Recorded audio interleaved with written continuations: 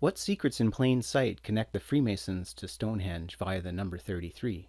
We are going to take a look at what is likely the most potent alignment on Earth. It runs from the George Washington National Masonic Memorial to Stonehenge via the heart of New York City, directly over Wall Street and within 650 meters of 911 Ground Zero. Besides New York, Washington, Philadelphia, and Boston are all within 6 kilometers of the line. This means that the majority of power spots in the United States, and indeed in the world, are on a line from the most important Masonic monument in the U.S., and possibly in the world, to the world's most iconic megalithic structure of Stonehenge. The George Washington National Masonic Memorial in Alexandria, Virginia, is fashioned after the ancient lighthouse of Alexandria in Egypt, one of the 7 wonders of the ancient world. It serves to memorialize both George Washington and every American who ever was or will be a Mason.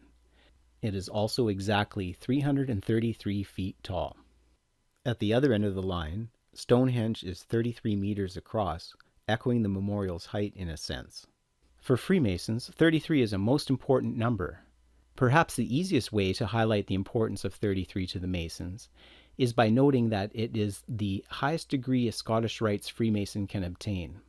While all preceding 32 degrees can be obtained by merit and ritual, the 33rd is reserved only for the chosen ones. Back in New York, we see that the line passes close to the Statue of Liberty, perhaps the most well-known symbol of the United States. It is a UNESCO World Heritage Site, one of only 4 New World building sites in the U.S. with that distinction. Its pedestal rises from a cornerstone laid in full Masonic ceremony, a moment commemorated with this plaque on the 100th anniversary in 1984. In fact, this line passes exactly 333 meters from the Statue of Liberty. Knowing that the Statue of Liberty is Masonic, that the 2 iconic structures are separated by 333 kilometers just might not be an accident. Looking at Washington, first notice that there is a broken pentagram inscribed in the city's street grid. Now take a bisector of the Pentagon War Headquarters and project it until it crosses the Masonic Stonehenge line. Define a circle on this point with radius of exactly 6,666 meters and see that it passes through the middle of the pentagram inscribed in the Washington street grid. In addition, a second radii connects the 2 apexes of the pentagram. This coincidental arrangement of 6s and 5s perhaps is also not by accident when you consider that the Masonic Washington Monument is 555 feet tall, which is equal to 6,666 inches. Expanding our view, we see that our line goes through the tip of the Mississippi River Delta on its way towards Teotihuacan with its famous Pyramid of the Sun.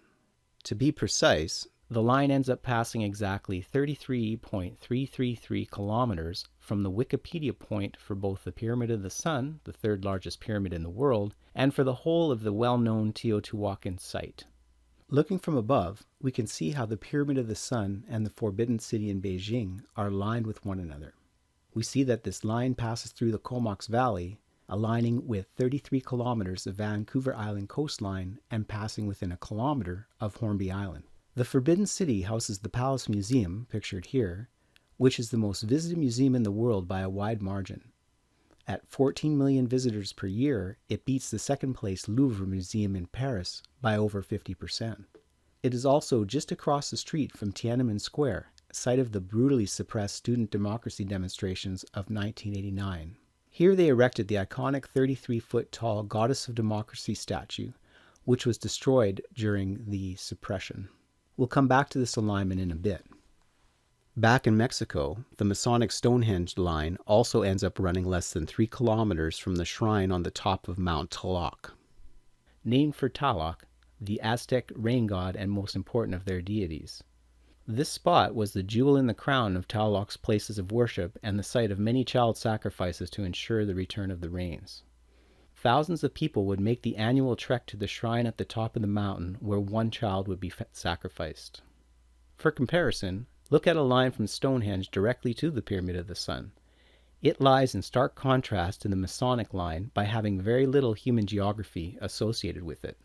There is one very significant exception, however, the Sandy Hook school shooting. This line goes exactly over the scene of the massacre in Newtown, Connecticut, right through where the front door of the school was. Given that as early as 1906, Leopoldo Batres uncovered burials of children at the four corners of the Pyramid of the Sun, we cannot ignore the Sandy Hook coincidence. Since the Comox Valley is connected to Teotihuacan along this line, it's reasonable to ask what the valley's relationship to Sandy Hook is. First, consider that the valley has hexagonal geometry written in its bedrock that is oriented to Machu Picchu. We will choose the anchor point of the line to Sandy Hook based on this geometry. This apex point has a far greater significance that is beyond the scope of this video. It is covered in the first video of the series, Sacred Geometry of Machu Picchu, Freemasonry, and the Comox Valley, which I highly recommend watching if you're interested in looking deeper into this subject. From this point, a bearing to Sandy Hook runs almost exactly 45 degrees to the Machu Picchu line and passes through the middle of the International Peace Garden. You might not have heard of the International Peace Garden before, so here's a clip from that first video highlighting the importance of the garden, despite its remoteness.